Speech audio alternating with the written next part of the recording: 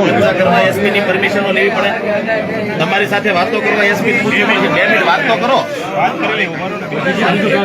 અરે સાહેબ પણ ક્યાં ઉભા રહે? ધારાસભ્ય અહીંયા ઉભા છે ને તમે તમને કઈક 4 સવાલ પૂછવા છે, કઈક સમજવું છે ઘટના લઈને. તમે 10 જગ્યાએ ફોન કરશો, એસપી તમને કહેશે તો જ વાત કરશો. એવું નથી ભાઈ, તમે બીજું સમજ્યા છો એ તો વાત જ નથી. અરે પણ તમે વાત કરો ને, ધારાસભ્ય અહીંયા ઉભા છે ને તમે વાત નથી કરતા. બીજું શું છે આમાં?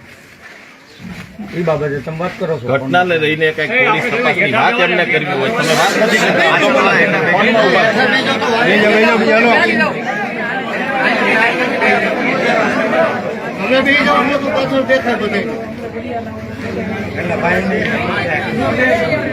આપણે સાહેબ એક મિનિટ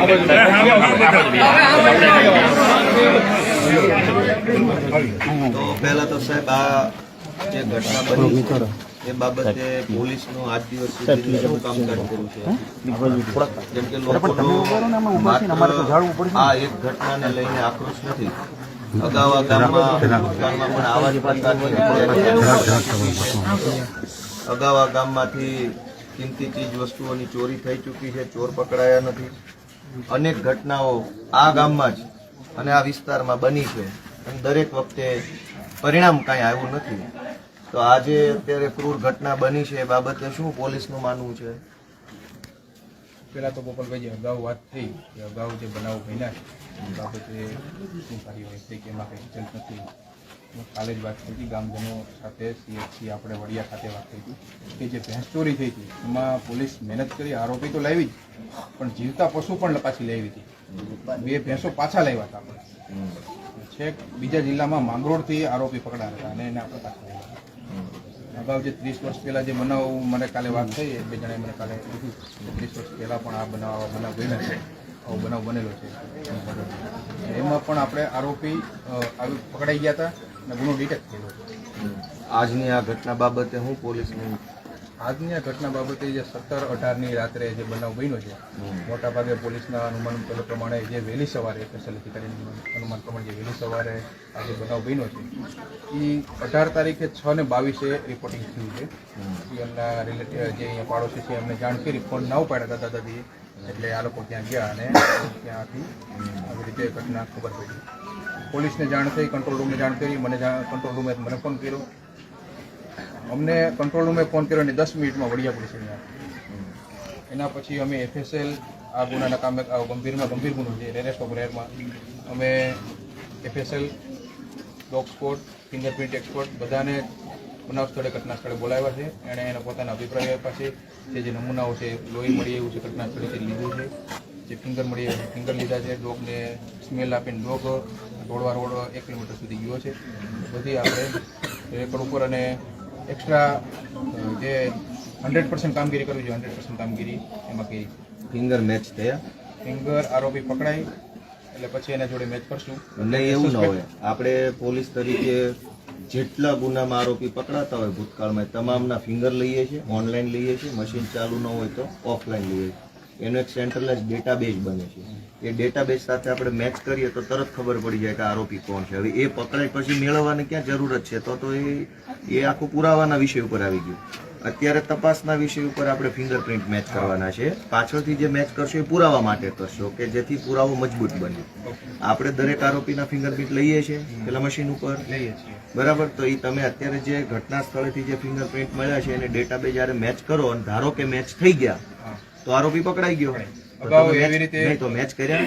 અગાઉ જે તમે કીધું એવી રીતે અગાઉના જે બીજા ગયા વર્ષે 2024માં એક અમારે કરફોડ ચોરી થઈ, MOBમાં બધો ડેટા હોય છે. એ જ કહું છું હા, કે 2024માં આપણે અમારે કરફોડ ચોરી થઈ હતી, ત્યાંથી આવી રીતે ફિંગરપ્રિન્ટ લીધા હતા. એ ફિંગરપ્રિન્ટ અહીંયા આપણે મેચ થવા માટે મોકલી આપ્યા અને જ્યારે આરોપી મળ્યા તે આરોપી સાથે ફિંગર મેચ થયા હતા તે તો સમયે. એટલે મારું એ કહેવાનું છે કે અહીંયા જે ફિંગરપ્રિન્ટ મળ્યા એ આખા ગુજરાતના ફિંગરપ્રિન્ટના ડેટાબેઝ જ્યારે આપણે મેચ કરીએ તો ગમે એ જિલ્લાનો ચોર હશે એ પકડાઈ જશે. જરૂરી નથી ઘરફોડના અમરેલી જિલ્લાના ઘરફોડના લિસ્ટ આરે જ મેચ કરીએ તો કોઈ બીજા જિલ્લામાંથી અહીંયા આવી ગયો હોય. અમરેલીનો ઘરફોડનો ડેટા છે, ગુજરાતનો ડેટા છે, તમામ પ્રકાર. જરૂરી થોડું છે ઘરફોડ કરતો એને જ ઘરફોડ કરે છે. હવે સાદી ચોરીવાળાએ આ વખતે નવો રસ્તો લીધો એવું બને. તો આખા ગુજરાતના ડેટાબેઝ સાથે ફિંગરપ્રિન્ટ મેચ કરો તો સંભાવનાઓ છે કે કોઈક મળી આવે, ના મળી આવે તો પાછો તપાસનો વિષય છે. તમારા ફિંગરપ્રિન્ટ એક્સપર્ટે જે તમે જે વાત કરી એ ફિંગરપ્રિન્ટ મોકલી પાસે 24 કલાક જેવું થયું છે. વધીને એકાદ દિવસમાં જે કંઈ પરિણામ હશે મેં નેગેટિવ કે પોઝિટિવ મેચ થયા કે નથી થયા એ આવી જશે. એ સિવાય આપણે ટેકનોલોજીકલ સર્વેલન્સ કરી અને આપણે બધું SDR ને CDR ને કોલ લોકેશન એ જોતા હોઈએ છીએ. એની ઉપર આપણે કેમેરા અમે જાજી ચર્ચા નથી કરવી, ઘણીવાર બરાબર, પણ એ પ્રેઝન્સ જે છે એ પ્રેઝન્સ તો બહુ આસાનીથી પકડાઈ જાય એવી વાત છે. પ્રેઝન્સ તો મોબાઈલ વાપર્યો છે, મોબાઈલ વગર તો કોઈ આવવાની. એક માણસ ગાડી લઈને આમ ઉભો રહે, એક માણસ અહીં ચોરી કરે, એક માણસ નજર રાખે, ત્રણેય વચ્ચે કોમ્યુનિકેશન કરવા માટે મોબાઈલ વપરાવાનો. મોબાઈલ વગર કોઈ ક્રાઇમ થઈ શકે એમ છે જ નહીં આજના સંજોગોમાં. તો એ તો બહુ સ્વાભાવિક. મોટાભાગના ગુનાઓમાં મોબાઈલનો યુઝ થાય. તો આ ઘટનામાં મોબાઈલ હશે તો આપણે શું સર્વેલન્સ કર્યું? ભાઈ આ ટાવરની રેન્જના જેટલા રેગ્યુલર નંબરો છે એ તો 6 મહિનાના સરેરાશમાં આવતા હશે. સરેરાશ સિવાયના જે નંબર આવ્યા એને જોવાના, સસ્પિશિયસ તરીકે જોવાના.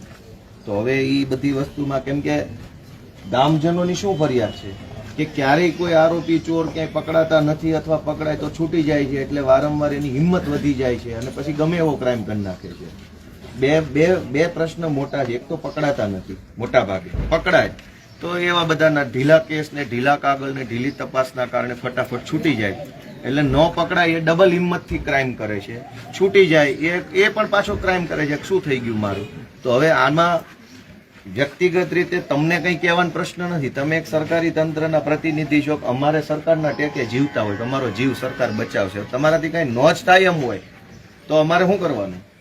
જે આપણે તમે વાત કરી ગોપાલભાઈ કે અમુક કેસોમાં આરોપી પકડાતા ભેંસ ચોરી થઈ હતી, લોકલ પોલીસે ડિટેક્ટ કર્યું અને એ ટેકનિકલ સોર્સિસના લીધે ડિટેક્ટ કર્યું.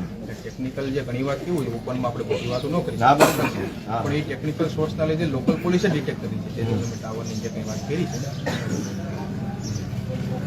તો આ જે ઘટના બની છે, આટલી બધી ક્રૂર ઘટના બની, સામાન્ય રીતે ભૂતકાળમાં જેટલી આવી ઘરફોડની ઘટના બની, એક આગેવાન તરીકે ઘણી ઘટનામાં અમે સામેલ થયા છીએ. એમાં લોકો બધા સંમત થશે. અનેક વખત ખેડૂતના ઘરમાંથી કપાસ કે મગફળીનો વેચાણ કરવામાં આવે ને જે રોકડા રૂપિયા ઘરમાં આવે પછી તરત ચોર આવે.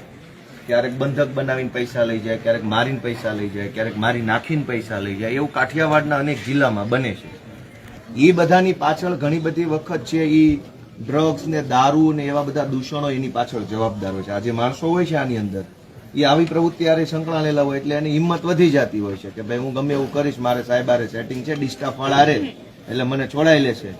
એવો એંગલ અનેક વખત નીકળ્યો છે કે લોકલ પોલીસના કેટલાક અધિકારીઓ છે એ આવા અસામાજિક પ્રવૃત્તિ લોકોને છાવરતા હોય છે. અને આ કઈ આજે તમને કહેવાનો પ્રશ્ન નથી. અનેક વખત એવી ઘટના સામે આવી છે જેમાં ક્રિમિનલ માઇન્ડના માણસો હોય, વ્યાજ માફિયા હોય, બુટલેગરો હોય, જમીન માફિયા હોય, આવી નાની મોટી ચોરી ચકારી કરવા વાળા હોય, એને પાછલા બાવણેથી બેકઅપ હોતું જ હોય છે. તમે સજ્જન માણસ હશો વ્યક્તિગત રીતે, પણ નથી હોતું એવું ના તો કોઈ પાડી જ નહીં શકે આખા ગામમાંથી. તો દરેક વખતે ઘટનાની અંદર માત્ર ચોર પકડાઈ જાય એ વાત પૂરતી નથી. એંગલે જોવો પડશે કે આ ચોરની આવી હિંમત કેવી રીતે થઈ, રાજકીય રીતે કોણે સપોર્ટ આપ્યો, પોલીસ તંત્રમાં કોણે સપોર્ટ આપ્યો, જ્ઞાતિના લેવલ પર કોણ હતા આની પાછળ. ભાઈ આ રમેશભાઈ પકડાઈ ગયા, એનાથી તપાસ પૂરી નથી થતી. રમેશભાઈની હિંમત કેવી રીતે થઈ ગઈ કોઈનું ખૂન કરવાની? કેવી રીતે આવડી મોટી સરકાર, આટલું પોલીસ તંત્ર હોવા છતાં જો કોઈ ખૂન કરીને વહી જાય તો એની પાછળ શું છે? કોઈ ડિસ્ટાફ વાળા છે, LCB વાળા છે, પોલિટિકલ માણસો છે, કોઈ નેતા છે, બધી તપાસ થવી જોઈએ. એ તો ક્યારેય થતી નથી કે આવડા મોટા ગુંડાઓની પાછળ કોણ છે, કેમ એની હિંમત એવી થઈ ગઈ? ગોપાલભાઈ કેવું છે, ઘણીવાર સામાન્ય સુખાકારીની બાબત આવે ત્યારે સર્વેલન્સ, ટેકનિકલ સર્વેલન્સ કે પોલીસ પ્રેઝન્સની વાત આવે તો અમારા ગામમાં અહીંયા આપણે ધુંડિયા પીપળિયા ગામમાં GRD રાત્રે રાખીએ છીએ બંદોબસ્ત માટે. બરાબર નાઇટમાં GRD હોય છે. એના સિવાય પોલીસ પ્રેઝન્સ હોય છે. અમારી વિલેજ વિઝિટ હોય ત્યારે અમે સૂચના આપીએ છીએ કે જે પરપ્રાંતીય ઘણીવાર આવતા હોય છે, પરપ્રાંતીય મજૂર હોય છે, બરાબર, એ અહીંયા રહેતા હોય છે. ખેડૂતોને વારંવાર સૂચના આપી છે કે ભાઈ તમે એના આધાર કાર્ડ, એનો ડેટા તમારી પાસે રાખો અને પંચાયતને જમા કરાવો. પંચાયતને ઘણીવાર સરપંચને અમે કીધું છે. એટલે આ બાબતે સરપંચને લેખિતમાં આપ્યું છે ઘણીવાર તમે આ ડેટા મેક્સિમમ જેટલો થાય એટલો અહીંયા જમા કરાવો. કારણ ત્યારે આવો અઘટિત બનાવ બને તો તેમાં અમને ઉપયોગી થાય.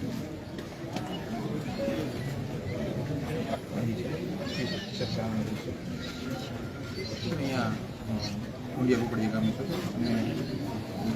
વિસાવદર ધારાસભ્ય ગોપાલભાઈ આવ્યા છે અને આ ગુનામાં મારી બાજુમાં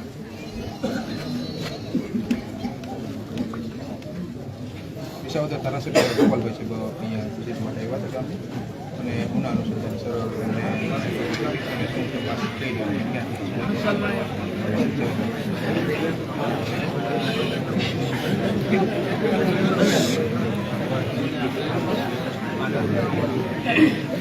હવે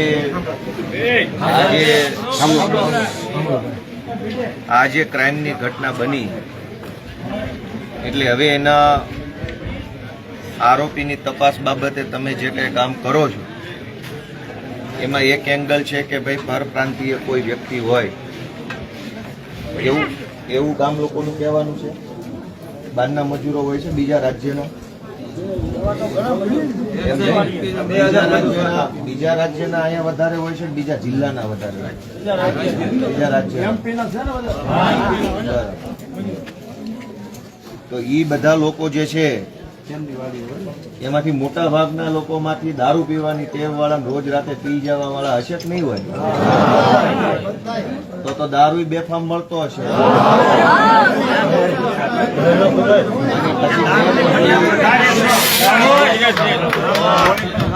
માનો કે 2 પોટલી પી જાય પછી ગમે એનું ખૂન કરી નાખે. તો જયારે આટલી બધી ક્રાઇમ એક નથી, સિક્વન્સ ઓફ ઇવેન્ટ છે. દારૂ પીધો છે, કોઈએ દારૂ વેચ્યો છે, દારૂના નશામાં આવી ગયો છે, ચોરી કરવાનું મન થયું છે, ચોરી કરવા ગયો છે, ચોરી કરીશ તો પકડાઈ જશે, બીક લાગી માન નાખ્યો. સિક્વન્સ ઓફ ઇવેન્ટ છે, એક ઘટના નથી.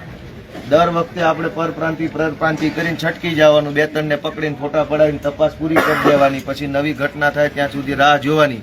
તો આનો કાયમી ઉકેલ શું? ગામડામાં મારે જીવવાનું કેમ? ગામડામાં રોજગારીની વ્યવસ્થા નહોતી, શહેરમાં કમાવા ગયા, મા બાપને આ રેઢા મૂક્યા તો આવીને મારી નાખ્યા કોકે. તો આમાં અમારે હવે શું કરવાનું? શું ગામજનોએ શું આશ્વાસન છે? શું આશ્વાસન છે આમાં? અમારે શું કરવાનું? હવે આખા કાઠિયાવાડમાં અનેક ગઢા મા બાપ ગામડામાં એકલું જીવન જીવે, ખેતીવાડી સંભાળે, સેવા પૂજા પાઠ કરે અને શાંતિથી જીવે, એને મારી નાખે. અને આવું છાસવારે બને. અહીં બોલા કયા ગામમાં બન્યું? ક્રાકચ પાસે બવાડા ગામમાં. ત્યાં અમરેલીની ઘટના છે જિલ્લાની. બે વર્ષ થઈ ગયા.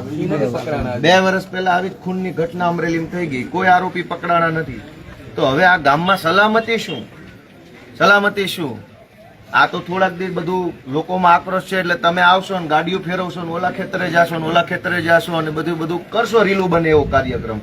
પણ પછી શું? પછી તો બીજો ગમે આવીને મારી નાખશે. બનાવવાનું પોલીસ અમે બનાવતા જ નથી. અને જે આ બનાવ જે ભેંસ ચોરી છે તો એ તો ભેંસ ચોરી ઘણા સમય પછી ડિટેક્ટ થઈ, એમાં ટેકનિકલ મહેનત કરતા. ભેંસ નહીં, મારી નાખ્યા એની વાત છે. ખૂન થઈ ગયા, ડબલ મર્ડર. વાત એ જ છે કે ભાઈ 2-4 દિવસની વાત નથી, 2-4 દિવસની વાત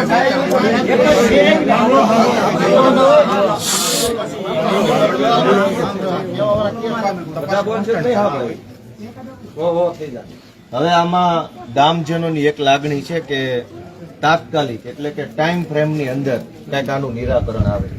પોલીસે એમ કીધું 10 દિવસની અંદર ગોતશું. નેતાનો કૂતરો ખોવાઈ ગયો હોત તો કેટલા દિવસમાં ગોત્યો? કોઈ કેબિનેટ મંત્રી કે કોઈ મોટા નેતાના ઘરે કૂતરો ખોવાઈ જાય તો આખા ગુજરાતની પોલીસ લાગી જાય છે એમાં. માણા મરી જાય તો 10 દિવસે આરોપી મળશે, કૂતરા ખોવાઈ જાય તો કલાકમાં મળશે. તો તમે ગામને આશ્વાસન આપો કે ભાઈ કેવી રીતે કામગીરી થશે, નહીતર પછી અમારે આગેવાની લેવી પડશે કે ભાઈ હવે તમારે અમને ન્યાય જ નથી આપવો, આરોપીઓ મારીને ભાગી જાય, ખૂન થઈ જાય છે, પોલીસ આશ્વાસન આપ્યા કરે છે, દારૂડિયાઓ બેફામ બનીને ફરે છે. કયા દારૂડિયાને 2 પોટલી વધારે મારી જાય તો ગમે એનું ખૂન કરી નાખે છે. તો શું કરવાનું આમાં? ગામ લોકોને કાલે એ વાત આપણે મોટાભાગના થઈ ગઈ કરતા અમે કીધું વહેલી તકે આરોપી પડશે, એવું નહીં 10 દિવસમાં, કદાચ 2 દિવસમાં આરોપી પકડાઈ ગયો તો ટેકનિકલ ડેટાને અમે જે મહેનત કરીએ છીએ એના દર 2 દિવસમાં કે 3 દિવસમાં કે 4 દિવસમાં પકડાઈ જાય. પણ અમે ટાઈમ લિમિટ એવું કીધું 10 દિવસમાં મોટા ભાગે અમે જે રીતે તપાસ કરીએ છીએ એવું લાગે છે અમે પકડી લઈશું. આ વિઝિટેશનનો ગુનો છે કાયદાની ભાષા. ભોગ બનનારના પરિવારે એવું જણાવ્યું કે એસપી સાહેબે વિઝિટેશનના ગુનામાં આવવામાં કેટલા કલાક થયા? ના એસપી સાહેબ જેવો ગુનો દાખલ થયો તો તરત જ દાખલ થયો ને ગુનો બન્યો, ગુનો જાહેર થયો. ગુનો બન્યો વહેલી સવારે, ગુનો જાહેર થયો 6 વાગ્યે, ગુનો દાખલ થયો 8 વાગ્યે, ને પછી એસપી સાહેબ આવ્યા. તો એમ ઈ ટેકનિકલ ભાષા મારી યાર ખોટી વાત નહીં કરવાની. ઈ ગામ લોકો ન ખબર પડતી હોય, મને ખબર પડતી હોય. બરાબર. મારું એમ કહેવાનું છે કે વિઝિટેશન નો ગુનો જાહેર થયો એટલે ગાડીઓ ભાગવી જોઈએ તરત. વિઝિટેશન ગુનો છે. ડબલ મર્ડર એટલે એસપી નું વિઝિટેશન છે, ડીવાયએસપી નું વિઝિટેશન છે, નોંધ આવી જોઈએ. હવે તમે આવી ગયા એ બરાબર છે, ઓકે, તમારી ડ્યુટી સારી છે, હાલો. વિઝિટેશન નું શું થયું? બધું થઈ જાય, બિસરા પોટલા બધું વિખાઈ જાય, પછી એસપી આવીને ખાલી ગામ લોકોને લાગે કે આવી ગયા છે, એવું થોડું હોય. તો એનો તમે ગામ લોકોને નથી ખબર પડતી, ભોળા માણસો છે કે આમાં આવું બધું હોય, પણ આવું થાય. ચોરને બધી ખબર છે પાછી, એસપી નથી આવ્યા એટલે વાંધો નહીં આવે. ચોર તો ચાલાક છે. આ ગુનામાં તો અમારા ડીએસપી સાહેબ અને એસપી સાહેબ તરત જ આવી ગયા. બધાને ખબર છે. આપણે જે અહીંયા આના પરિવારજનો છે એમની ખ્યાલ છે. જેવો ગુનો અમને જાહેર થયો તરત જ આવી ગયા. હવે તમારી પાસે સાહેબ અત્યારે હાલ પૂરતી એટલી આશા રાખીએ છીએ કે મંગળવાર બુધવાર સુધીમાં આ કેસની કંઈક તપાસ ખુલે કે ભાઈ કોણ છે ને શું છે ને એની પાછળ કેવા કેવા પ્રકારના ક્રાઇમ થઈ ગયો એ એક પાર્ટ છે, ખૂન થઈ ગયું એ એક વિષય. ખૂન કરનાર માણસે ખૂન કરતા પહેલા કોને મળ્યો? દારૂ પીધો, નેતાને મળ્યો, બીજા કોઈ ટકોરીને મળ્યો, કોઈ એને ચડાવ્યો, પોલીસમાંથી સપોર્ટ હતો, એની તપાસ થવી જોઈએ. બધાનું શું માનવું છે? ખાલી ખૂન થઈ ગયું એમ નહીં. એને એટલી બધી હિંમત ક્યાંથી આવી? આપણી તો કોઈને ટાપલી મારવાની હિંમત નથી થતી. ખૂનની હિંમત આવી તો કોક તો છે એની પાછળ, તો એની તપાસ થવી જોઈએ. એટલે આપણે મંગળવાર બુધવાર સુધી આશા રાખીએ છીએ. નહીતર બુધવાર મંગળવારે પાછું હું વાત કરી પાછો ફરીથી એક વખત આવીશ એવું અત્યારે ખાલી એક રાખીએ છીએ વાત. અને જરૂર ન પડે એવી આશા રાખીએ, આવવાની જરૂર ન પડે, પકડાઈ જાય વહેલી તક. કેમ કે આ તો જીવવું કેમ ગામમાં? ગઢા મા બાપ હજારો, બધી જ્ઞાતિના લોકો આમાં, બધી જ્ઞાતિના ગઢા મા બાપ ગામડામાં એકલા રહે છે. બધી જ્ઞાતિના હવે એકલા રહે છે, ખેતી મજૂરી કરે છે, 2 પૈસા કમાય છે. પણ આપણે કાઠિયાવાડની પરંપરા પ્રમાણે ગઢા માવતરો હોય એને કાંઈક ને કાંઈક હોનું પહેર્યું હોય, કાનમાં પહેર્યું હોય, હાથમાં પહેર્યું હોય, એ રિવાજ છે આપણો. હવે એ જ હોનું લઈ લેવા માટે આપણી માને કોઈક માન નાખે તો વ્યાજબી વાત કેટલી છે? હોનું પહેરે તો આપણી પરંપરા છે, આપણી માઈ ઓલું પહેરે ને કાનમાં બધું ઘણું પહેરે છે, બરાબર. હવે એની હાટું માન નાખે તો હદ થઈ ગઈ, માનવતાનું મર્ડર કહેવાય. એટલે આશા રાખીએ છીએ વહેલી તકે આમાં તમે કંઈક નિરાકરણ કરો. દર વખત જેવું ન થવું જોઈએ. હવે જો અડધા આરોપી પકડાતા નથી. અહીંયા અત્યારે તપાસમાં આરોપ છે. જ્યારે ગુનો જાહેર થયો ત્યારથી એસીબી અમારા અધિકારી સાહેબો આ ગુનામાં સતત